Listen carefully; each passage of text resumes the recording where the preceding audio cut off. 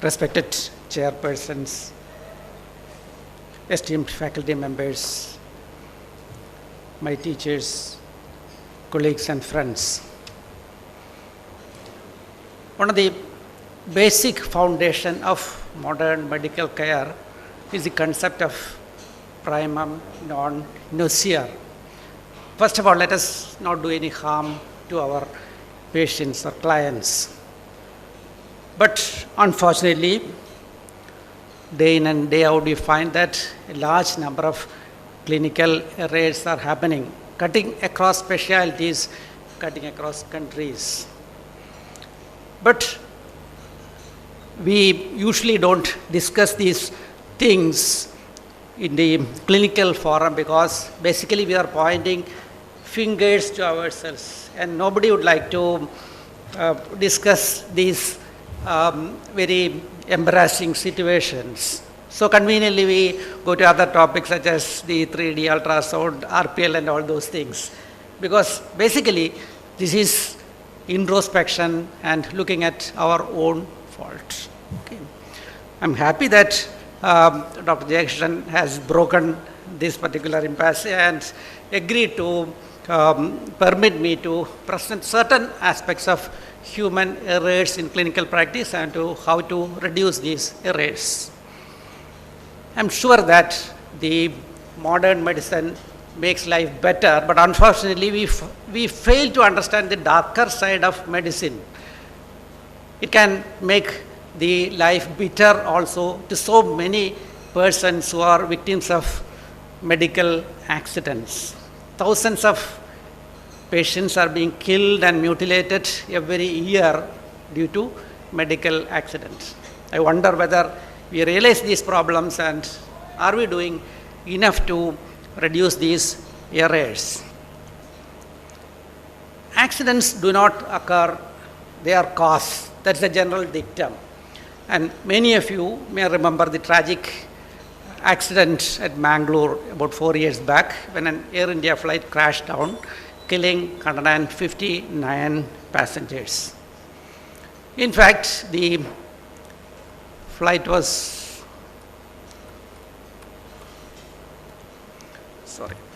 I think the video is not working anyway.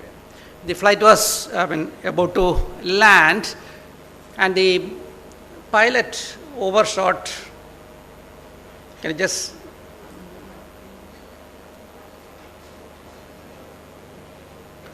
okay, forget about that. Okay,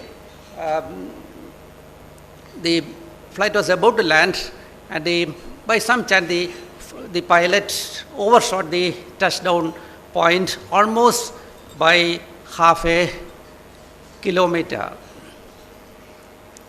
So instead of the usual touchdown, I think, yeah. For error, rather limited, rather negligible here. So instead of the usual touchdown point, it overshot by half a kilometer, and pilot, after realizing the problem, he tried to raise the aircraft, massive structure. He could not do that, and it fell down into the valley and killed almost all the passengers. So basically it was an error of the pilot. Instead of the usual touchdown point, it landed much ahead of that. But on closer look, is it an error of the pilot? Because that airstrip is a peculiar type of aircraft, which is called airstrip, which is called the tabletop airport, which is unsuitable for large aircraft to land. And there was no buffer area in the runway. And who gave permission for the large aircraft to land in such airport? And the subsequent data record also proved that the chief pilot was sleeping for about 2 hours. That is permitted because it was under autopilot. Okay, but the pilot woke up only just before the landing. Now let us consider a clinical scenario. A primee who had a cesarean section late night. Post-operatively there was a little bit of sweating. A group of house surgeons and PGs examined and they diagnosed hypoglycemia, gave IV dextrose. Slowly the patient slipped into shock and died in the early morning hours. That is something which is called never to occur type of accident. And who is responsible for that? Who is to be blamed? The doctor, the persons monitoring the patient. Anyway, in institutions, this is going on in many other institutions also, in institutions without clear protocols for the postoperative and fourth stage management, and these are things which are happening off and on. Look at this woman, a young teacher who went to a doctor for the treatment of a benign ovarian cyst.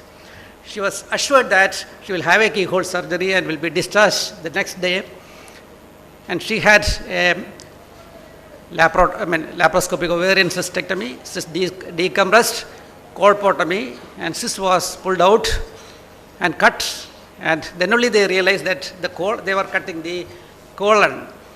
By that time, irreparable damage had happened, and now the patient is living with a permanent colostomy because the damage is so much extensive. And probably she is the most, rather the saddest person in the world. She curses all of us, you and me, and she hates modern medicine. My dear friends, medical accidents continue to happen. Individuals die or disabled, and after all, we get disgusted because it is just the opposite we wanted to occur. In that bargain, you find that families are hurt, society suffers, and faith in the system ultimately vanishes. And whenever there is an accident, we assign a particular cause, maybe rupture uterus or postpartum hemorrhage. But when you go into the detailed history, you find that there are so many other background causes. Maybe in this case, oxytocin was not given in time, or oxytocin was not potent because it was outside the fridge for quite some time. There was only one IV line, so on and so forth. Probably all these things were happening for 365 days, but nobody paid any attention to these secondary factors. So in fact, the accidents are rather rare, but all accidents are preceded by certain incidents which are much more common, and again, those are preceded by events which are even not reported and even recognized. And we see only the sharp end of the thing, that is the accident, and we fail to see the blunt end. Unless you address the blunt end, probably these things will continue to happen in subsequent years also. Probably one of the authentic reports on medical rates came from Institute of Medicine, Washington in 1999. To err is human, building a safer health system. Later known as the IOM publication 1999, this was the report. This was actually a bombshell on the medical community. For the first time, everybody realized that the medical rates could be of such magnitude and such diverse causes. But ultimately, this report triggered a series of research, and all the healthcare systems in various countries have adopted the gist of this report, and they have incorporated safer techniques into their health systems. Maybe Professor Arul Kumaran might have interacted with this gentleman, Dr. Lucien Leap, who is often referred to as the father of patient safety. One of the members of the editorial board of the IOR report, when he said that in a year in America, nearly 44 to 98,000 people is dying out of medical mistake, nobody believed that. Everybody thought it was just an exaggerated report, but subsequent reports actually re-emphasize the fact, even much more than the original report. The death is actually tremendous, and now it is fifth leading or even third leading cause of deaths in USA. What exactly is the number? Nobody knows. Look at a small country, Australia, nearly 18,000 unnecessary deaths every year out of medical accidents, and 50,000 patients become disabled every year. Another small country, Japan, in 2013, they have registered more than 2,700 medical accidents, out of which quite a number were fatal accidents. And over the last 10 years, there has been an increase in the number of medical accidents. We do not know the exact conditions in India. We have got only estimates. Probably India, we do have something like 5 million medical injuries every year. That's the magnitude of the problem. And one of the estimate, 98,000 patients die every year. That is the Dr. Kalra, Chief Executive Officer, NABH. So these are some of the projected figures for India. So, my dear friends, the common belief that once somebody reaches the hospital, patients are safe. Is it true? I think hospitals can be hazardous to patients also. And can we quantify this problem? Hospital encounters, or you go to a hospital for treatment, is considered one of the very dangerous type of activity. It is much more safer to live near KMML in Chavara or near Kudangulam than to enter into a hospital. So 1 in 1,000 encounters is bound to have adverse events. And why do errors occur? Basically, it's an interaction between human factors and the system factors which result in error. Human factors are well known, fatigue, because human beings do have limitations of their own, fatigue and other things, workload, fear, flawed decision, all these things come into play when they are working. So to err is quite natural for humans. And coupled with that, actually system factors may be even more important in certain setups, especially in the developing countries, poor human resources, lack of other resources, all these things do hamper real progress, and that may lead on to the error production. And another very important thing, lack of protocols, inadequate policies, and poor clinical governance, and lack of coordination between various departments. That is yet another important factor which can foster an error promoting condition. I think in Kerala, under the leadership of Dr. Paili, we have been looking at the maternal deaths for quite some time, for the last 10 years, and the preliminary impression is that whenever there is a maternal death, the human factor do have a very major role to play. It is not the institutional factors, basically it is human factor, error on the part of the healthcare provider, which has resulted in such either death or even near miss cases. And that is applicable to UK situation also.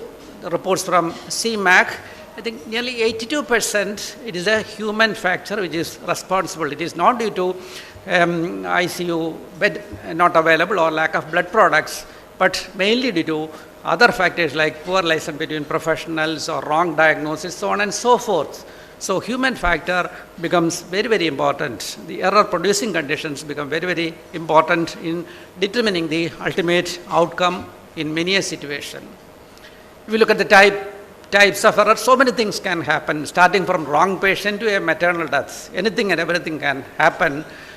And basically, we can classify all this into 4 categories: diagnostic error, treatment error, preventive error, and device use error. There are definitions also. I think I'm not going into those things because that is too legal rather than an academic definition. And let me highlight certain case studies also. A diagnostic error.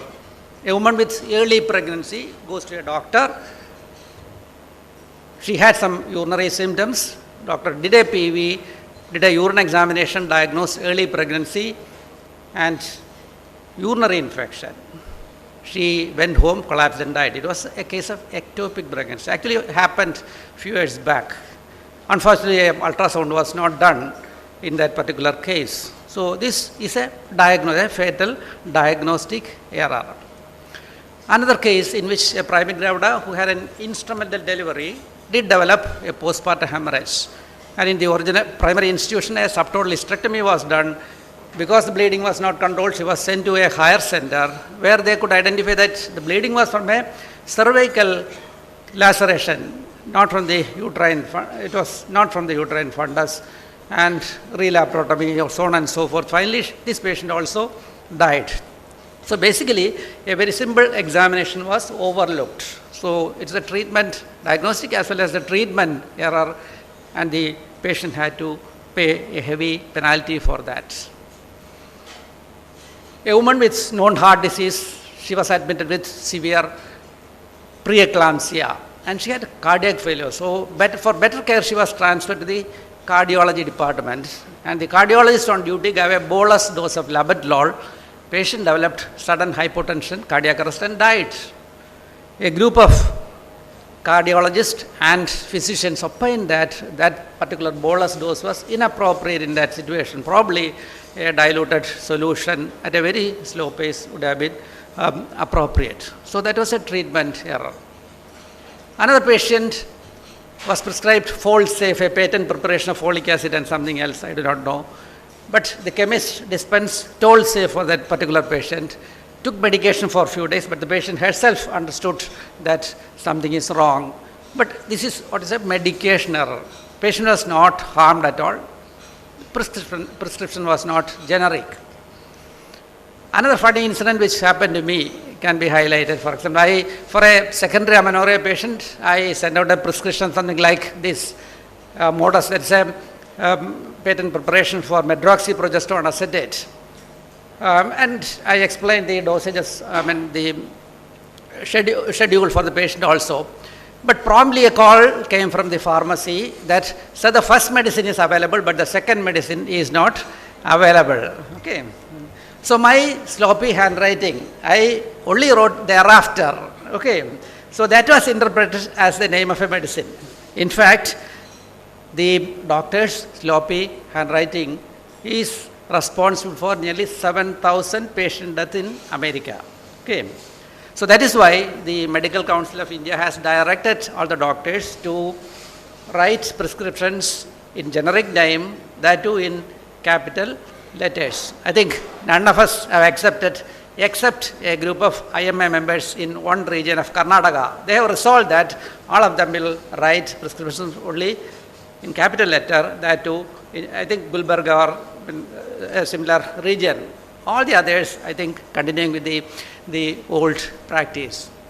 Like that, failure to administer anti-D, then rubella vaccine, failure to counsel, all these comes under the preventive type of errors. Like that, device use errors, cautery burns, infusion pump, all these can be classified as device use errors.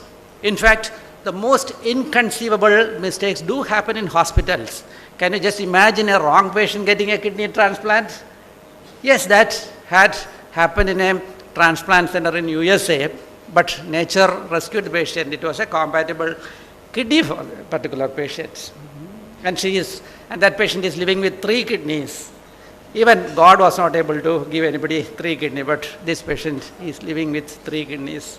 In fact, such accidents, like that in a cardiac transplant unit, the removed heart fell on the ground and the nets tripping on that heart. Can you imagine these things? These are reports which have come up from various centers. But fortunately, a single error may not produce a problem. It's actually a summation of so many errors. Human factors with system errors do result in errors. In fact, this is beautifully explained by Dr. James Reason in 1991, because in all hospitals or in all systems there are multiple barriers, or multiple barriers will be there to prevent errors, but all the barriers may not be foolproof, and it may so happen that all the defect may confluence in a particular manner, and that will result in an accident. This is what is called the Swiss cheese model, in which the multiple safety precautions may fail. So whenever there is an accident, such a thing do happen. Another very important thing is multitasking, because whenever there's an emergency, I think we have to do so many things together. That is, resuscitate the patient, control the bleeding, then arrange blood, tackle the bystander, so on and so forth. And all of us believe that we can handle the situation effectively. But that is not correct, because multitasking reduces efficiency and increasing error. Maybe you are able to do very simple things. Maybe walking and talking can be done comfortably, but the moment you start using a mobile phone and driving, then the efficiency decreases by 50% and you are likely to produce an accident. So like that, when we are undertaking very complex activities, the efficiency can be very much reduced. to overcome such a situation, I think one of the excellent method will be to incorporate flow charts and algorithms into your work areas. Display it in appropriate areas. That is, we are not relying too much on memory, and we are effectively utilizing these so that correct treatment is ensured and it reduces errors and delays due to multitasking. And after all, it is much less stressful to the staff of that hospital. An airline pilot has to do 66 checks before he take off from the airstrip. But I wonder, do any of us do a single check before we take up a duty or perform a surgery? I doubt very much. In fact, checklists do reduce human errors. With due respect to our colleagues, I think the anesthesia colleagues, they are the only group of doctors who do some sort of a checklist routinely before undertaking any work. I am yet to see a gynecologist entering onto labor room after checking the vacuum or the defibrillator like that. Okay, so make it a habit to do checklist also. So it is well known that checklists, written protocols, and over and above, sharpening your skills by obstetric drills, all are likely to reduce the human error to a great extent. In spite of all these things, one of the fundamental things is that irrespective of our seniority, we like to believe that any time we are likely to make a mistake. That's one of the golden rule. And unless we believe that, I think the next case you are handling may end up in trouble. So you will have to anticipate the unexpected. So the numbers, I have done 1,000 hysterectomies, that doesn't mean that the next one will be a safe procedure. Overconfidence, casual attitude, inattention to detail, all this can land you in trouble. And that is what happened to our famous actress Sridevi's mother. She took her mother to Memorial Sloan Kettering Cancer Center in USA in 1995 for a treatment of a left-sided brain tumor. An internationally acclaimed surgeon saw her, but the CT was of a different patient. He operated on the right side. Okay, surgeon realized the mistake, asked for consent for resurgery on the other hemisphere, which was refused. And naturally, he was sacked from the institution, stripped of all his honors. Okay, so overconfidence and maybe inattention to a very minor details. He failed to look at the name on the CT picture. So all these things can land you up in trouble.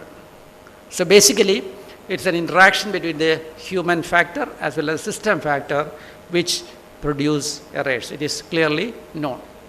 But who commit errors? Is it incompetent people? No, because in any system, suppose you take this group, I think majority of all the people here are competent people. So these mistakes are committed by competent people, not by incompetent people. So we'll have to design systems in which simple errors don't end up with harming the patients. Okay.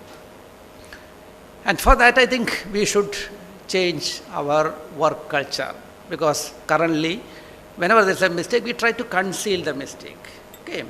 And we fabricate records also, and we get liberal help from our professional associations. There will be band strike, everything will be there. Okay. I think we should change this particular culture. I think we should realize that error is something to be reported, analyzed and rectified. Unless such a change in the mindset occur, I think our situation will not improve. Several things have to be done at the institutional level as well as at the individual level. In the institutional level, I think both reactive as well as proactive steps should be there. Reactive in the sense that reactive steps to a sentinel event, and a proactive steps to prevent such events. So the clinical governance should be in place, so on and so forth. And we like to think that it is the safety doesn't end with doctors. It's actually the duty of the entire team. So the doctors, nurses, paramedics, and the administrators. Unless there is input from each of these groups, I think probably we will not succeed in our endeavor. I think most of us believe that once the technological advance, there's a parallel increase in the safety. That is not correct.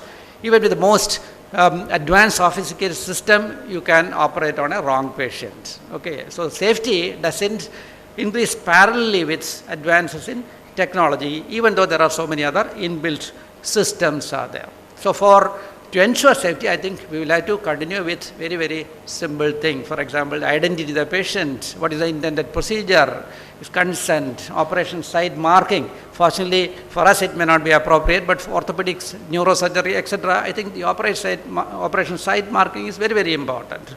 So such simple methods should be followed for each and every case. Otherwise, we will make mistake. It is reported that the surgeons in New York City alone do nearly 40 wrong surgeries every week. Okay, that is the extent of error which is possible unless you are carefully maintaining the basic requisites. Of course, we have got so many checklists from various professional organizations, the RCOG, SCOG. I think we will have to utilize all those things along with these basic things also. And after all, we will have to take lessons from the industry also. We'll have to admit mistakes and rectify. Okay, instead of concealing, I think we'll have to acknowledge mistakes and then try to rectify. So unless we do that, probably I think there is no scope for improvement. And whenever there is an accident, our first aim is to identify a scapegoat in such a situation. I think that is one of the most useless exercise. And the present audit is what is called a fault finding exercise. And we are concerned only with the sharp end of the incidents. I think we should change this trend. I think the auditing should be a fact finding. We should look at the blunt end and why does this accident is happening. So the root cause analysis will tell us much more and we'll be able to prevent a subsequent occurrence. In certain situations, you can't help because nobody can save you if you are careless.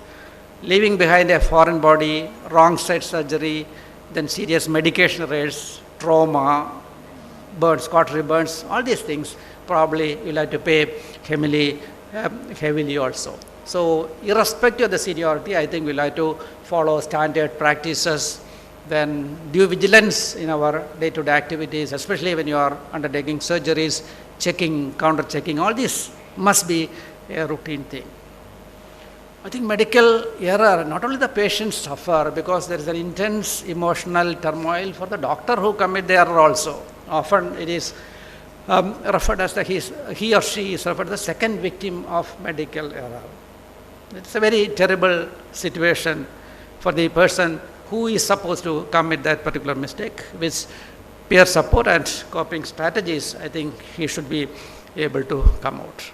But the fundamental thing is to err is human, but to admit he or she should have superhuman abilities. And it is said that one of the best coping strategies will be to admit it, then discuss it with the colleagues, then learn lessons from it and then move forward. So that must be the strategy as far as the professional is concerned. And disclosure of medical errors to patient or relatives is a very sensitive thing. But generally speaking, disclosure and apology will resolve the distress of both the patient as well as the surgeon. So in appropriate manner, it has to be done. It is very challenging, both personally and professionally.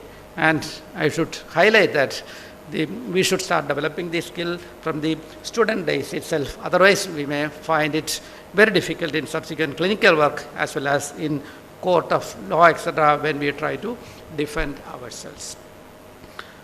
To conclude, I should say that human beings will always make mistakes, and we should realize that errors are common in medicine, killing tens of thousands of people every year. And naming and blaming and shaming have no remedial value. And we need to design healthcare systems in appropriate manner so that the patients are not harmed. I think every other day, even in Kerala, we are getting such reports in the local dailies. Okay, not only Kerala, but in other regions also. So many medical mistakes are happening. It is occurring on a daily basis, whether it's India or Iran. I think this is happening. The same monotonous story of a mistaken patient or a mistaken identity and all those things, okay. And the medical errors continue to occur.